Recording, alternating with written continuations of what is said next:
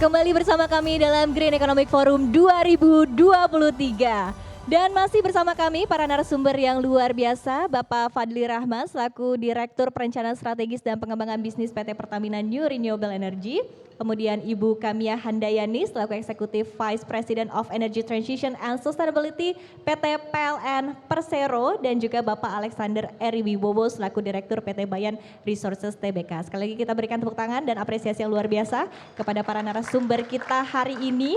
Dan kita akan lanjutkan kembali diskusi kita yang sangat menarik. Tadi kita sudah membahas terkait dengan roadmap ya untuk tiap-tiap baik dari Pertamina, PLN dan juga Bayan begitu ya ke depannya dalam upaya untuk mencapai transisi energi. Kemudian saya akan ke Ibu Kamia terlebih dahulu. Mungkin ada yang ingin Anda sampaikan begitu Ibu Kamia terkait dengan tadi ya topik yang kita bahas adalah diversifikasi energi ke depannya. Ini juga penting ya untuk kita bisa mempertahankan kekuatan energi kita ataupun juga daya tahan energi kita ke depannya. Seperti apa Ibu? Ya, baik. Jadi dalam konteks Indonesia yang memang kita kaya akan sumber energi ya, baik itu energi fosil maupun energi terbarukan, tentu penting untuk bisa melakukan diversifikasi energi. Karena sebenarnya ada 3 hal yang harus kita perhatikan dalam penyediaan energi. Yang pertama aspek reliability, bahwa apa yang energi ini harus bisa memenuhi kebutuhan secara andal gitu ya. Kemudian yang kedua adalah aspek affordability, bahwa ini harus terjangkau oleh seluruh masyarakat Indonesia.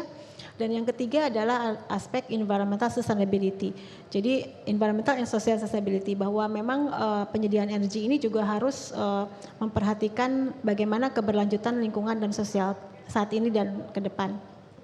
Jadi kalau berbicara diversifikasi energi, kita memiliki, kita kaya akan batu bara gitu ya, kita juga memiliki gas reserve, kita juga memiliki minyak, kita memiliki kandungan potensi geothermal terbesar kedua di dunia, hydro kita 76 gigawatt potensial, jadi kita punya semua.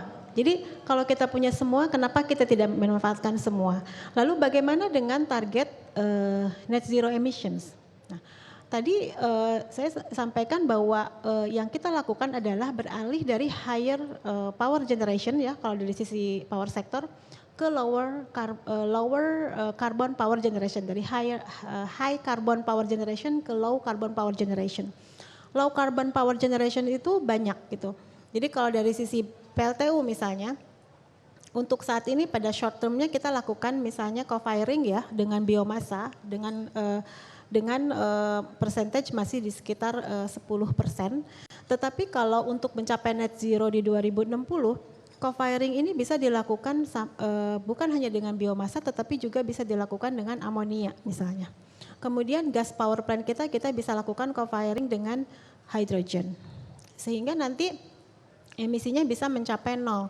Kemudian saat ini kita mengenal yang namanya teknologi carbon capture and storage, di mana dia bisa menangkap emisi karbon dalam jumlah yang besar. Kalau di pembangkit itu bisa sampai 90% ditangkap, kemudian disimpan di dalam reservoir bumi. Sehingga teknologi-teknologi yang sekarang sedang dalam proses piloting, masih dalam implementasi dalam skala kecil, kedepannya harapan kami adalah ini akan semakin mature, komersil dan cost efektif untuk mengurangi emisi. Makanya PLN dalam membangun skenario transisi energi, kami tidak fokus terhadap satu senario, tapi kami membuka 3-4 senario. Misalnya kami punya senario yang memang kami fokus ke energi terbarukan, tapi ada juga senario yang kita combine antara energi terbarukan, kemudian bagaimana sebagian dari PLTU itu tidak semua kita pensiunkan, tetapi ada yang tetap kita pertahankan, tetapi disertai dengan teknologi seperti co-firing amonia, kemudian carbon capture and storage, dan gas kita, PLTGU kita tidak kita pensiunkan, tetapi kita co-firing dengan hydrogen misalnya. Jadi teknologi-teknologi yang memungkinkan pengurangan emisi dari pembangkit fosil, sementara kita bisa masih mengutilisasi sumber energi primer kita yang memang ada di Indonesia, tetap kita buka sebagai option. Bahkan new energy seperti nuklir yang belum ada, kita tidak boleh tertutup gitu ya. Tetap kita buka opsi-opsi untuk menggunakan teknologi-teknologi baru, sehingga kita sekarang karena itu masih long term view, kita membuka senarios. Nanti tergantung apa ke depan yang akan lebih menonjol, teknologinya lebih murah, lebih visible, itulah yang akan kita langsung ambil kesempatan itu. Jadi kita tidak menutup, kita tidak leapfrog dari fosil langsung ke EBT, tetapi kita bertransisi terlebih dahulu, kemudian kita lihat ke depannya teknologi yang mature, yang cost efektif apa, kita ambil. Dan roadmap kita update dengan perkembangan situasi global, dengan perkembangan teknologi dan lain-lain begitu. Oke, wow menarik sekali ya karena memang sumber daya kita banyak, kenapa tidak dimanfaatkan begitu ya sembari dicoba, apalagi juga teknologinya semakin lama juga semakin mumpuni begitu ya Bu Kamia ya. Baik, nah sebelum saya ke Pak Fadli begitu ke Pertamina, saya ke Pak Alex dulu karena tadi dari Bu Kamia juga sangat menarik, mungkin tanggapannya Pak Alex seperti apa? Iya, memperhatikan tadi akses energi primer yang ada di Indonesia dengan berkembangnya teknologi. Jadi kami sebagai pelaku industri batubara tentu juga mendukung upaya-upaya dari PLN karena PLN bagaimanapun adalah hal utama terkait dengan kelistrikan nasional. Semua kelistrikan nasional bertumbuh pada PLN dalam hal ini. Jadi jikalau PLN memiliki rencana jangka panjang, jangka menengah, tentu kami yakin masih dapat memberikan kontribusi baik terhadap PLN. Karena itu dari satu sisi nasional domestik, di satu sisi ekspor kebutuhan global pun masih tersedia. Gitu. Jadi memang tugas kami, artinya kewajiban sosial kami, kewajiban kami sebagai pengelola sumber daya alam yang ada di Indonesia melalui Kementerian Energi adalah mendukung program-program seperti yang disampaikan dari baik itu PLN ataupun Pertamina dalam hal ini. Demikian. Oke, intinya mengikuti begitu ya seperti apa demand-nya kalau dari dalam negeri juga ada ya. Jadi penuhi begitu ya Pak Alex ya. Kemudian kalau tidak juga opsi ekspor juga begitu besar ya Pak Alex ya. Baik, kalau dari Pertamina sendiri seperti apa? Tadi kita berbicara terkait dengan diversifikasi energi. Ini Pertamina yang paling paham begitu dari sisi tadi untuk eksplorasi energi-energi baru terbarukan begitu ya. Potensi-potensi yang ada di Indonesia. Tapi fokusnya sendiri Pak Fadli begitu ya dari Pertamina NRE sendiri seperti apa sih sebetulnya potensi energi baru terbarukan, apa yang paling besar yang ada di Indonesia, kemudian juga diversifikasinya seperti apa? Iya. Jadi saya menyambung yang disampaikan Mbak Kamia tadi bahwa memang resource kita atau cadangan kita ini banyak gitu kan, potensi kita itu luar biasa kalau terkait dengan EBT, baik itu yang hydro, panas bumi dan lain sebagainya gitu. Tapi di satu sisi kan kita harus membalance out this just energy transition program juga gitu. Jangan sampai energi transisi energi yang kita jalankan itu nggak reliable, nggak affordable apalagi gitu kan ya. Nah itu yang harus kita balance out gitu ya. Sustainable udah pasti dengan ada energi transisi ini we are making sure that it's actually a sustainable business. Nah untuk membalance out dua hal ini, memang kita melihatnya di Pertamina itu kan kita ada juga termasuk perusahaan kami adalah pemegang saham Pertamina Geothermal Energy yang terbesar, yang memiliki beberapa WK wilayah kerja panas bumi yang memang sekarang kita sedang maksimalkan.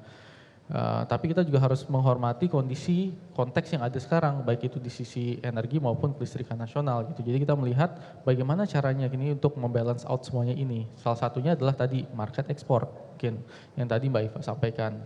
Di Jepang itu kebutuhan untuk green amonianya itu akan sangat tinggi mulai dari 2028-2030. Nah, kenapa nggak kita memanfaatkan potensi yang ada untuk kerjasama dengan Jepang, misalkan. Untuk itu salah satu hal yang sedang kita dorong juga. Salah satunya adalah dari geothermal menjadi green ammonia yang akan kita ekspor ke Jepang bekerjasama dengan salah satu perusahaan Jepang misalkan. Itu yang sedang didorong. Ataupun yang diperlukan untuk blend in hydrogen dengan gas untuk mengurangi kondisi PLTGU-nya di Singapura misalkan, itu juga salah satu yang kita dorong. Hal-hal itulah diversifikasi of efforts itulah yang sedang kita lakukan di Pertamina. Oke, nah artinya di satu sisi mungkin kita berbicara dari off-taker-nya dulu ya Pak Fadli ya, artinya di satu sisi off-taker utamanya yang ditargetkan oleh Pertamina New Renewable Energy untuk produk-produk tadi ya, untuk energi bersih yang dihasilkan oleh Pertamina sendiri itu ke siapa utamanya? Apakah ke PLN tentunya atau tadi juga ke off-taker ke luar negeri juga atau seperti apa? Yang jelas yang pertama kita harus memenuhi ketahanan energi di Indonesia terlebih dahulu. Jadi masyarakat Indonesia adalah nomor satu. Yang kedua, kalau memang untuk masyarakat Indonesia itu tidak affordable dan potensi masih besar, itu kita harus melihat ke luar, market luar.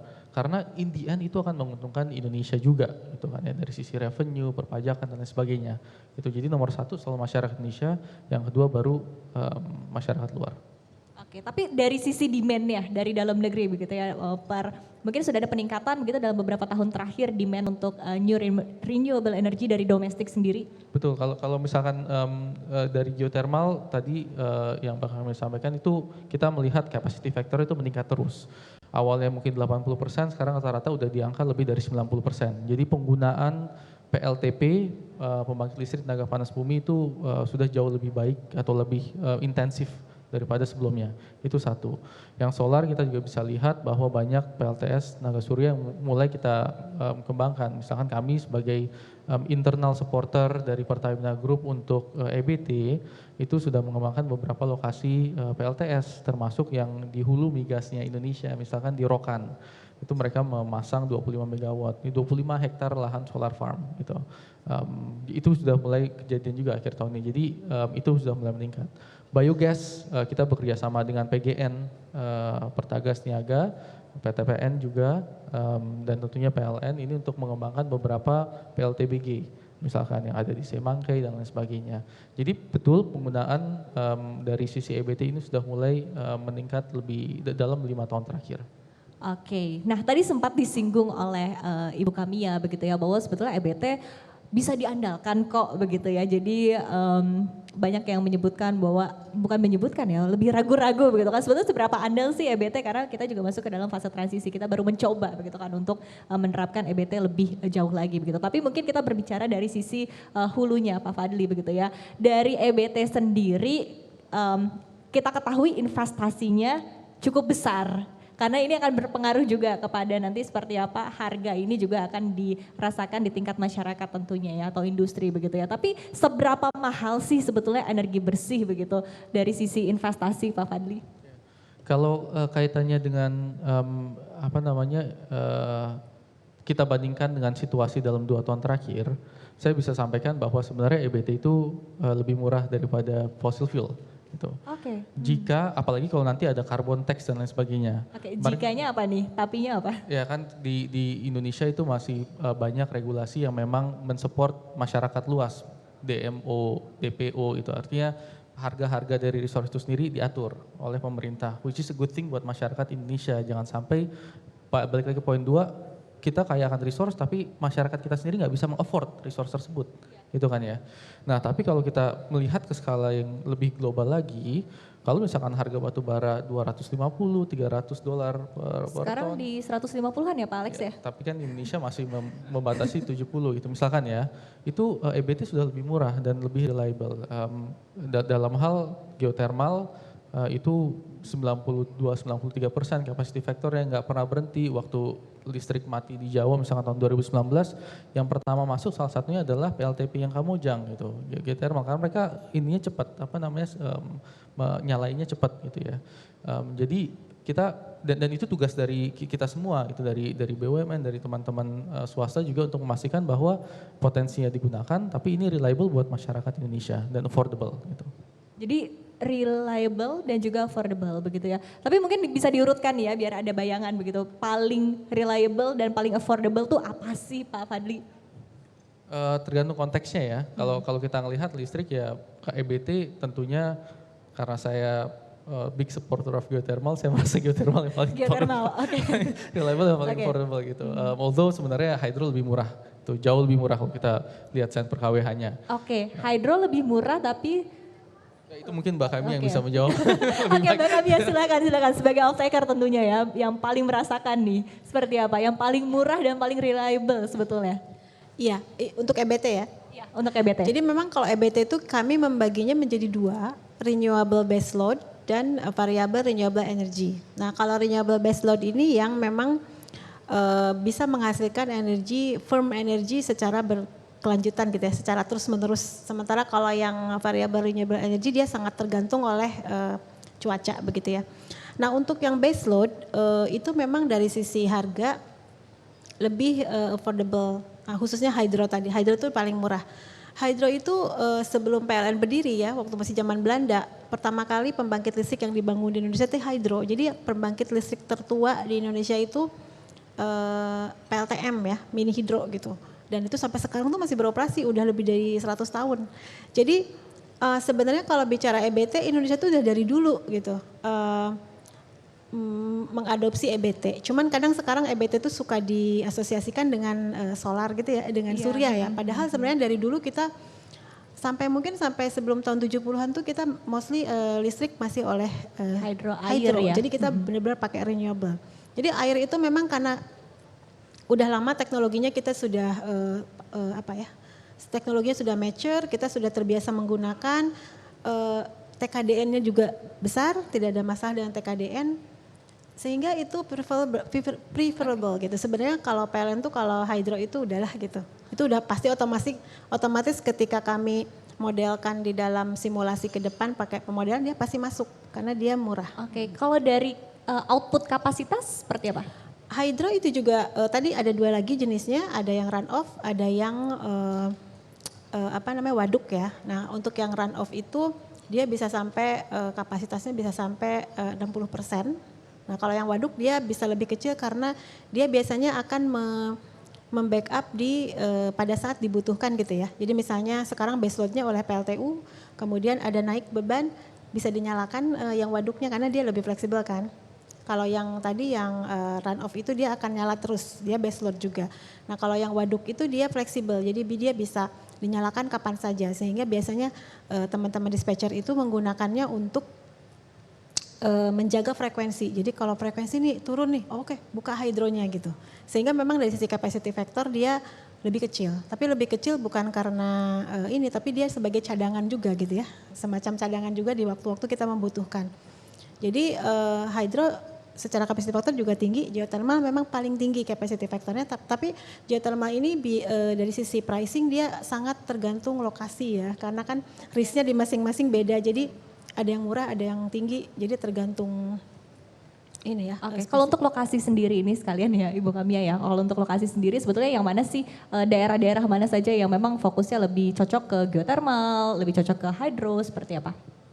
Nah, satu lagi karakter dari renewable itu adalah dia location base. Jadi maksudnya dia ada di mana, di situ dia dibangun gitu kan ya. Kalau untuk sekitar Jakarta deh, nggak usah jauh-jauh Ibu Kamia. Sekitar Jakarta nih kira-kira yang paling cocok begitu untuk EBT sendiri apa? Nah listrik di Jakarta ini banyak disupport oleh PLTA di Jawa Barat ya. Ada Cirata, kita punya Saguling, Cirata itu memasok ibu kota gitu. Kalau yang lokasi di Jakarta memang saat ini lebih banyak PLTGU ya. Yang ada di Muara Tawar, Muara Karang. Itu pembangkit listrik tenaga gas dan uap. Tetapi untuk EBT-nya memang dipasok dari Jawa Barat saat ini, dari hydro power plant ya. Oke, baik. Terima kasih Bu Kamia, sangat menarik sekali. Berikutnya ke Pak Alex. Pak Alex ini juga cukup bikin saya penasaran Pak Alex. Karena tadi kita sudah mendengarkan begitu ya, baik dari Pak Fadli dan juga Ibu Kamia, seperti apa teknologi-teknologi yang digunakan untuk menghasilkan energi baru terbarukan yang bisa diandalkan dan juga affordable begitu, ataupun juga murah begitu. Padahal kita ketahui ini adalah 2 strength point Pak dari batu bara ataupun juga dari PLTU begitu ya. Nah kemudian tapi di satu sisi kita juga tetap berpendapat bahwa diversifikasi energi sangat diperlukan begitu. Tapi dengan catatan mungkin energi batu bara yang lebih rendah emisi ke depannya. Dan ini dibutuhkan teknologi yang pastinya juga tidak murah Pak, dan mungkin akan berpengaruh juga kepada output mungkin nanti untuk harga batu bara sendiri seperti apa yang dijual tentunya ya. Seperti apa kira-kira Pak? Apakah akan berpengaruh juga begitu?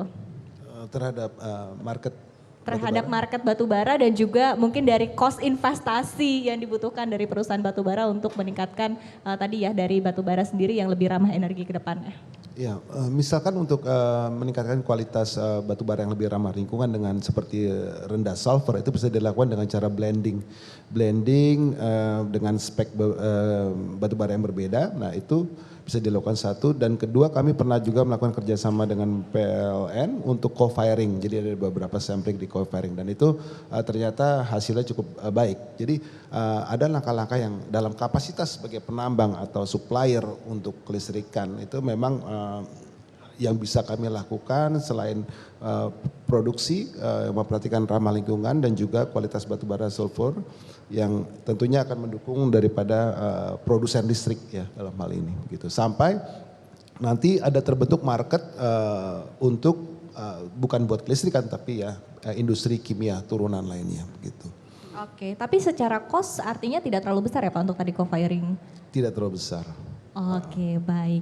Baik, menarik juga dari Pak Alex tentunya. Kemudian Pak Fadli, saya kembali lagi ke Anda begitu Pak, terkait dengan cost ataupun juga investasi. Balik lagi, tadi Anda menyebutkan sekitar berapa tadi, 400 bio ya?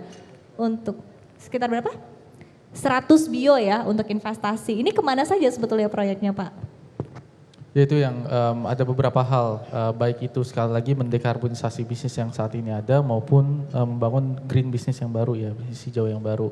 Jadi proyek-proyek yang kaitannya dengan pembangunan kilang green refineries maupun juga CCUS itu akan menjadi salah satu yang terbesar buat kita karena potensi di kita CCS sama CCUS itu luar biasa gedenya, mencapai ratusan gigaton. Untuk storage dari karbon yang ada di udara.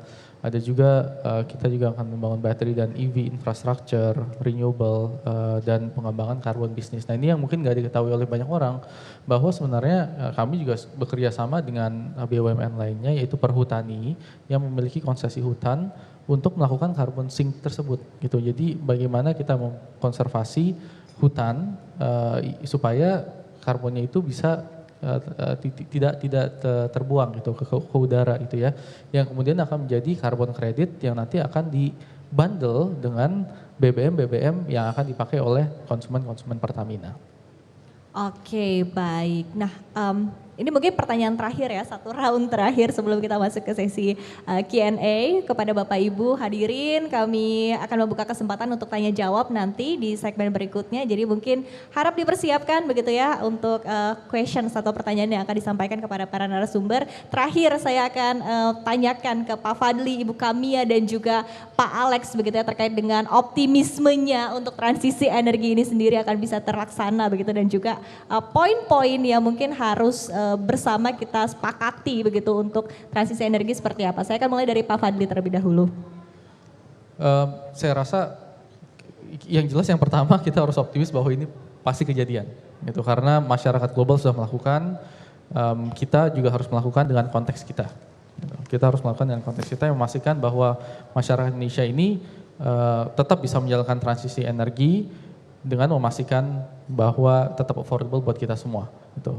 Oke, tetap affordable sangat penting ya, karena memang pasti semuanya ada hitung-hitungannya begitu ya Pak Fadli ya. Kemudian Ibu Kamia seperti apa?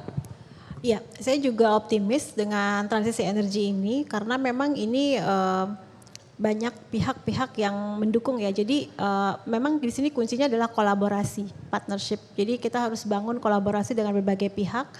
PLN tadi kalau Pertamina sekitar 100 billion USD, kami butuh 700 billion sampai 2060 untuk bisa bertransisi energi. Nah, salah satu yang menjadi fondasi dari transisi energi ini adalah low cost financing, pembiayaan yang murah yang bisa mendukung ini terjadi. Jadi makanya kami banyak melakukan kolaborasi baik itu dengan financial institutions, dengan industry leaders yang dia menjadi leaders di sisi teknologi baru gitu ya. Kemudian juga dengan customers. Jadi itu kolaborasi itu harus dibangun karena kita tidak bisa bekerja sendirian tetapi harus bersama-sama termasuk juga dengan regulator dan lembaga riset semua pihak berkolaborasi. Saya yakin ini bisa optimis ini bisa tercapai target kita. Optimis dengan catatan harus kolaborasi ya Ibu Kamia. Terakhir Pak Alex seperti apa? Ya, saya juga optimis bahwa para pelaku pengusaha batubara juga tetap bisa berkontribusi dalam masa transisi energi ini menjadi green energy ekonomi dengan memperhatikan pengelolaan lingkungan yang baik dan juga mengoptimalkan dampak sosial bagi masyarakat sekitarnya dengan baik juga begitu. Oke, baik, kontribusi juga termasuk dari pihak swasta ya Pak Alex ya. Tadi kalau saya simpulkan tadi dari Pak Fadli harus affordable, dari Ibu Kamia tadi harus kolaborasi dari Pak Alex tadi, komitmen untuk kontribusi tentunya ya. Baik, menarik sekali diskusi kita, dan usai jeda kita akan kembali dengan sesi tanya jawab atau question and answer. Kami akan memberikan kesempatan bagi Bapak Ibu untuk bertanya langsung kepada para narasumber kita di sesi diskusi yang pertama hari ini. Dan jangan kemana-mana, tetaplah bersama kami dalam Green Economic Forum 2023. Kami akan kembali sesaat lagi.